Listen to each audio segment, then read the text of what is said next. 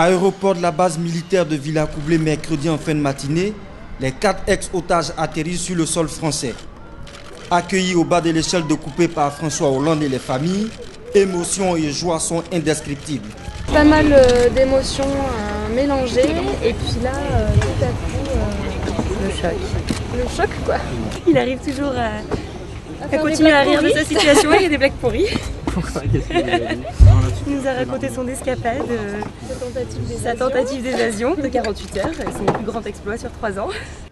François Hollande a traduit le sentiment qui est celui des Français. La France, au prix des négociations, a réussi à sortir ses ressortissants de cette impasse. C'est une immense joie. Celle d'abord de Daniel, de Pierre, de Marc, de Thierry.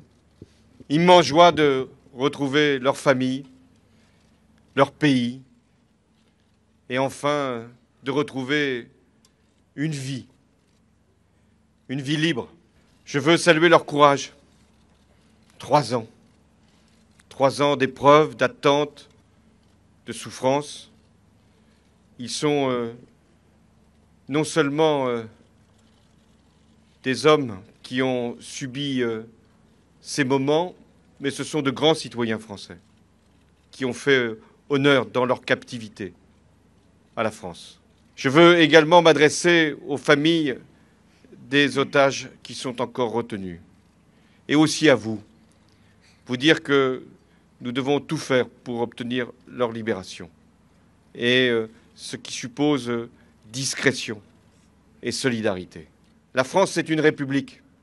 Elle doit montrer à la fois sa capacité de dialogue, mais aussi de solidarité.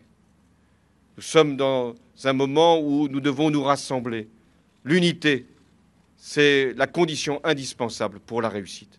Et s'il y a aussi une conclusion à tirer de cette terrible épreuve, c'est que l'unité de la nation a été derrière nos 4 ressortissants. Enlevés en septembre 2010 au Niger par Al-Qaïda au Maghreb islamique, les travailleurs d'Areva respirent le vent de la liberté depuis mardi, ce qui n'est pas encore le cas pour 7 autres Français détenus dans le monde.